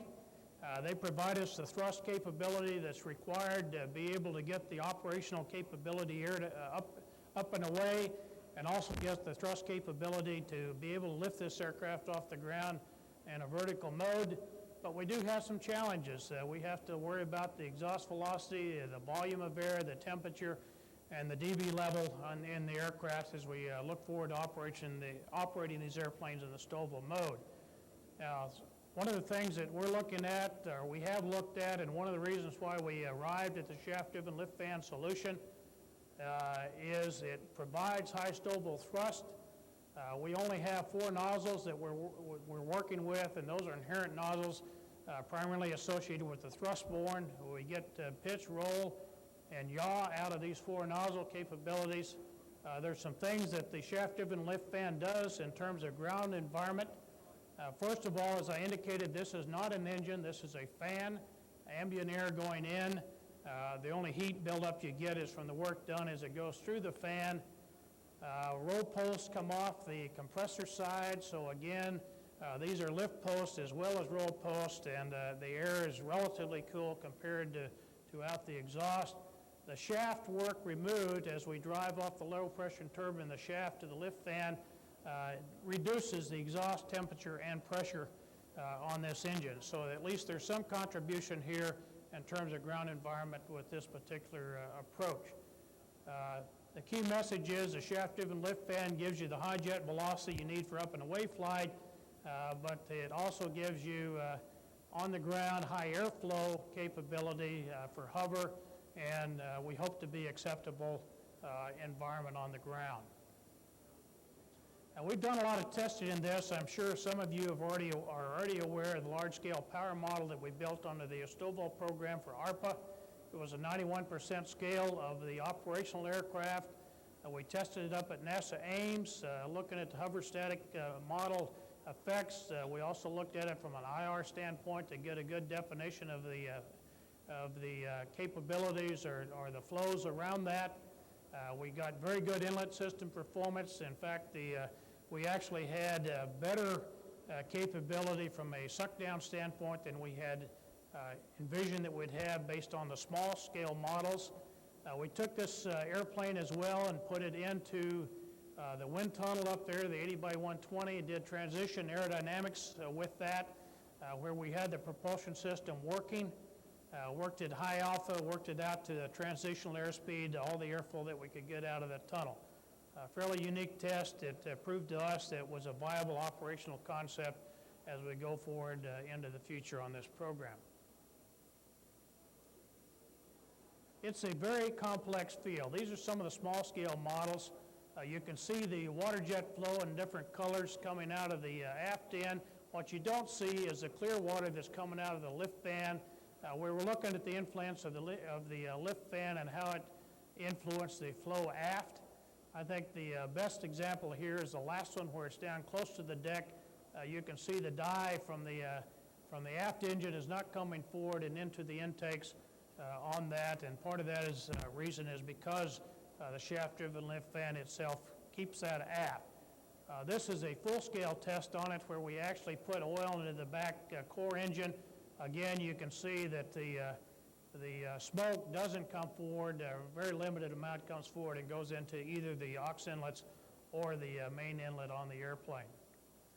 We also did another test where we actually put paint daubs on the deck at low altitude, the yellow one in the lift fan and the red and the white over here for the roll controls. You can't see the one back here in the core engine.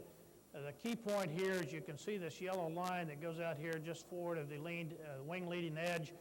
That's where the air masses from the lift fan meet the air masses from the hot gas in the back, and again prevents hot air ingestion into the intakes themselves. In summary, this is a key program for us.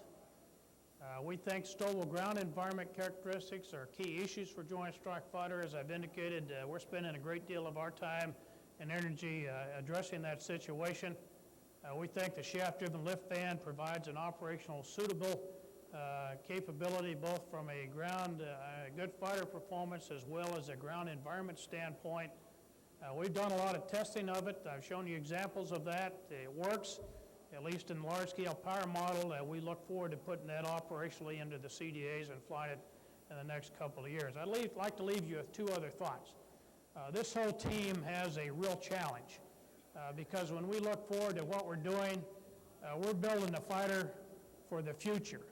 And when you look at it seriously, quite frankly, most JSF pilots right now are either in grade school or not yet born. So we're talking about our children and grandchildren that will be operating this airplane, so it's quite a load that we have on our back to design a good airplane. The other point I'd like to leave you with, we talked about ground environment. You can lift almost anything vertically if ground environment is not a consideration, and we need to keep that in mind. Thank you for your time.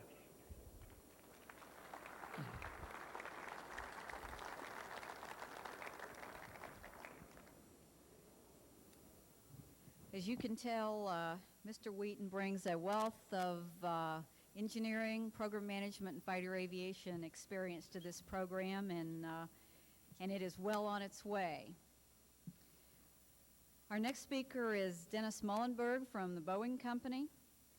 Dennis, by education, has a master's degree in aero engineering and is currently the Air Vehicle Analysis and Integration Team Manager. He was placed in that position in 1996. He's worked for Boeing since 1985, starting as a senior engineer in the aerodynamics technology area. He's worked as an engineer on such programs as F-22, the National Aerospace Plane, the 747 Airborne Laser Program, Condor Reconnaissance, as well as numerous advanced technology projects during his career. In 1994, he was promoted to management and assumed the position of Analysis and Integration Team Manager for the JAS Concept Definition Team.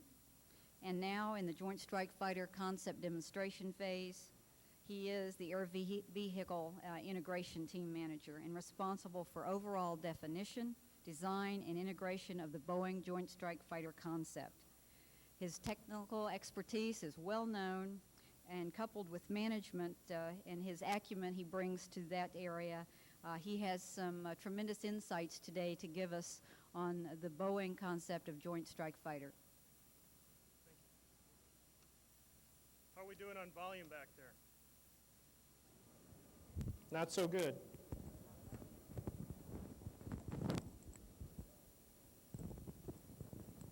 Is that a little better? Okay, we'll try that. We've got a little rewiring to do here this afternoon, so pardon me as we briefly take out my laptop.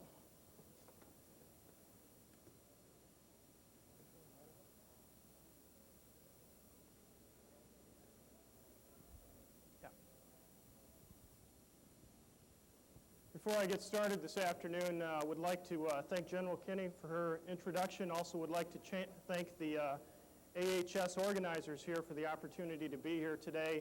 And I would also like to acknowledge our teammates on this effort, Pratt & Whitney, Rolls-Royce, and also McDonnell Douglas, who has recently joined our Boeing JSF team.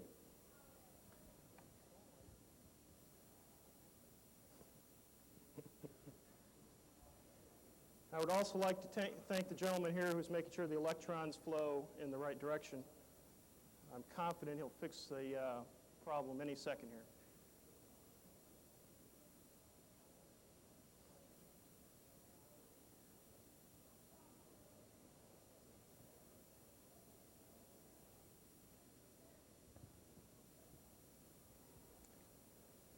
By the way, for those of you that looked at the AHS final program, there was a bit of misinformation in there in that it labeled me as the deputy program manager for the JSF Boeing program. The real deputy program manager is Fred May, and he was a little disturbed as we were flying out on Monday, but I think we've recovered from that. So what I'd like to do this afternoon, I'm going to cover a bit of a different subject. I'm going to be talking, for the most part, about the subject of requirements synergy and how we see the different requirements for the services involved in the JSF program coming together in a highly common design. I'll talk first of all about what we mean by requirements synergy. Then I'll talk briefly about the requirements development process under the Joint Strike Fighter program, talk about how we go about balancing those requirements from the different services, and then I'll wrap up with a few charts on the Boeing design concept. We'll also be delivering a technical briefing tomorrow morning on the JSF design concept, and I'll provide some additional details at that time on the Boeing concept. So first of all, as we've already heard today, the Joint Strike Fighter program is truly a multi-service program. We've already seen these needs stated for the various services earlier today, so there's no need for me to dwell on those at the moment. And along with the program vision that we've already heard, this is truly a joint service team effort, and we're focusing on providing the capability to meet those warfighter needs that you see described there, as well as making sure that the concept is affordable. So balancing that affordability and capability is the key. Now, what do we mean by requirement synergy? If you take a look at the word synergy or synergism in Webster's, among the definitions, it includes the combined effect being greater than the sum of the parts. How do we go about achieving that synergy on the JSF program? There are a few key pieces to that. Obviously, we must be able to balance the multi-service requirements that have been defined, and in so doing, come up with an innovative solution that doesn't have one of the service requirements driving us to a unique design space. If we're successful in doing that, we can define a highly common design concept to meet the services needs across the board, and that results in the synergy, which is the third bullet there, all services actually benefiting from those service unique requirements. And I'll try to be a little more specific on that in some of my subsequent charts. This is a pictorial of that description I just gave you. On the left-hand side, we have the balanced requirements for the different services. Those include multi-service requirements, such as up and away performance parameters. It also includes some service-unique parameters, which are generally associated with the different basing modes of those variants. The bridge to reaching this synergistic multi-service benefit is an innovative design solution. And one of the key characteristics of that design solution is that it needs to be highly common across the service variants in order to achieve that synergistic benefit. That benefit shows itself in the 4 pillars of the JSF program, the affordability parameter, as well as the 3 capability parameters. Again, we must be able to balance each of those. So with those thoughts in mind, let's take a look at some of those service requirements. Certainly at the top level, we can quickly identify some of the multi-service requirements. These are things that typically drive a tactical aircraft design: affordability and supportability, as well as several of the up and away performance parameters, payload, range, maneuver, and observable characteristics. In addition to that, we do have some service-unique requirements. Early on, the Air Force has expressed a desire to have minimum weight and cost penalty or SCAR weight associated with commonality. So we must come up with a smart design solution that doesn't incur penalties for commonality while gaining the benefits of commonality in terms of cost reduction. From the Marines and Royal Navy standpoint, the obvious unique drivers there are the ability of the airplane to fly vertically. That tends to drive us to a smaller, lighter weight vehicle. That in turn will have a benefit to all the other services. With that focus on weight and reducing weight, it results in a reduced weight solution across the board. And finally, from the Navy perspective, a desire or service unique requirements there are certainly the launch and recovery loads associated with CAT and trap operations, as well as low approach speeds and handling qualities on carrier approach. So if we take a look at how the requirements are then developed within this framework of meeting those service unique and multi-service requirements, there's a JSF team that is defining these requirements. At the top of that pictorial there, you see the warfighters. The warfighters are very much involved in the requirements development process. As we heard in the briefings this morning, we have a very clear understanding of what the warfighter needs are, and we've done a lot of work to further define those and understand how to balance and achieve those needs.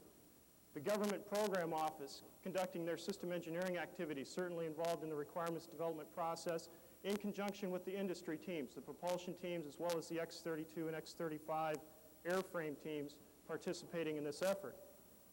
The warfighter involvement, you can see some of those teams here. We have the Force Process Team, the RQ at the program office, as well as the Operational Advisory Group, or the OAG. And as you see indicated on the graph here, representatives from each of the services are involved on those teams. The next key element of that requirements development process is the strategy to task process. That's taking a look at the national security needs of our countries, understanding what that means to the military policy, and then defining the associated tasks for the JSF. This answers the question of what must the JSF be able to do. The next element then is to take those tasks and define those in terms of weapon system attributes. Those attributes are then summarized in what we call the Joint Initial Requirements Document, or the JIRD. The next version of that, version 2, will be released shortly. And again, this is an evolutionary process that will lead to the eventual release in the JORD a couple years down the road. Another key element is strategy to task to technology. Once we understand those tasks, we understand the weapon system attributes, what are the enabling technologies that will allow us to get there? And as Admiral Steidl mentioned in his briefing this morning, there are several areas there that are being focused on under JAST, or JSF technology maturation. Those include technologies in the propulsion area, integrated flight and propulsion controls, structures and materials, avionics, and integrated subsystems. And if you step outside the exhibit hall here, you'll see some excellent descriptions of those programs in the program office display area. The next key element of that is conducting operational effectiveness and logistics modeling, along with conducting operational concept and attribute trade studies. A significant amount of simulation activity has been conducted to allow us to understand the relationship between cost, performance capability of the vehicles, and what does that mean to real effectiveness of the JSF in different campaign scenarios. Understanding that cost, performance, effectiveness relationship is really a key to making sure that the JSF is affordable. That information then gets summarized in what we call the cost operational performance trades. I will show you a top-level result from those COP-T activities on the next chart. And then finally, as we take all of this data and put it together, we end up with a validated set of requirements for the JSF, requirements that will ensure we have a capable vehicle that meets warfighter needs, and we also have a weapon system that is affordable. This is a summary of some of that COP-T data, and I think it's worth our time just to take a look at a few of the details of this so you understand the type of relationships that we've developed. What you see here is really a four-dimensional plot. On the bottom surface here, you see the different pillars of capability for the JSF. These include survivability, logistics footprint, lethality, and sortie generation rate. Along the right side, you see different levels of capability. The legacy vehicles are the vehicles that we will be replacing with the JSF. Those include the F-16, the A-10, the AV-8B, the F-18CDs. These low to medium-high levels represent different levels of capability for the JSF, different options for what we design the JSF to be capable of. The cost contouring on this plot is denoted by the colors. So as you see, as capability is increased, the associated cost is also increased. And you'll notice if you were to plot that out two-dimensionally, you would see there is a nonlinear relationship there. As capability increases, cost increases nonlinearly. The vertical axis here is a measurement of the effectiveness of the JSF weapon system. when it is put into campaign scenarios in place of the legacy vehicles, what we're measuring in this case is improvement in the number of days it takes to halt the advance of the enemy. So in this case, as we go up in the graph, that is a measure of goodness. You can see how each of these different pillars then contributes to effectiveness. As we increase the capability of the weapon system, effectiveness is improved. These different pillars have different impacts on that effectiveness, and as you sum all of those up into the cumulative effect, you can see that's where we see the biggest improvement in effectiveness across the board. So a couple of messages from this. One is, each of the pillars is important. We need to understand how to balance those pillars in the design that will give us the best effectiveness. Also, you see how this curve begins to bend over. There is truly a knee in the curve in terms of cost versus effectiveness and effectiveness versus performance. So we must be able to define the JSF that targets that knee in the curve. In terms of then defining requirements, we take that cost and operational performance data, and then specific requirements have been defined in each of the JSF pillars. The key point I want to make in this case is that we are truly following the philosophy of cost as an independent variable. We've defined very specific affordability goals for the vehicle or for the weapon system, and we need to meet those in conjunction with meeting all of the capability goals of the weapon system. Now I'd like to give you a few concrete examples of what we're talking about when we refer to requirement synergy. If we're able to meet those requirements we just talked about within a common, highly common design concept across the service variants, the end result are these synergistic benefits on the right-hand side. So I'd like to start off, first of all, with the STOVL airplane. I'll show you a subsequent chart for service-unique requirements in the other services. But certainly, as you look at the STOVL variant, the requirements for short and vertical takeoff, the capability to vertically land, austere basing and associated shipboard environments, including ground environment issues, those are all unique drivers for that STOVL airplane. We've defined in response an innovative design solution to those requirements. Now, there are several options for defining a design solution that meets these requirements. There are very few design solutions that meet these requirements and, in addition, provide these synergistic benefits. Let me try to explain that in a little more detail. First of all, if you take a look at the STOVL airplane, it is the airplane that is the primary focus on the weight of the airplane. When you're talking STOVL vertical performance, obviously weight starts to become a binary issue. Either you have more thrust than weight or you don't. So that emphasis on weight shows off as a benefit for the other services in driving weight down and cost down across the board. We've also defined a direct lift system for our STOVL airplane. The reason we selected direct lift, or one of the reasons, was its ability to enhance the commonality across the services. Direct lift is the one lift option that we found that provides the most commonality potential for the different service variants.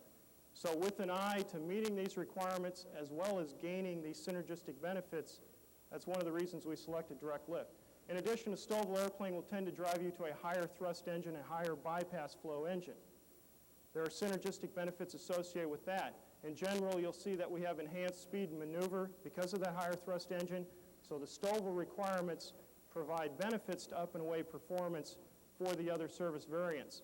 That additional bypass flow shows up as additional cooling flow available on the other service variants that we can take advantage of for signature purposes.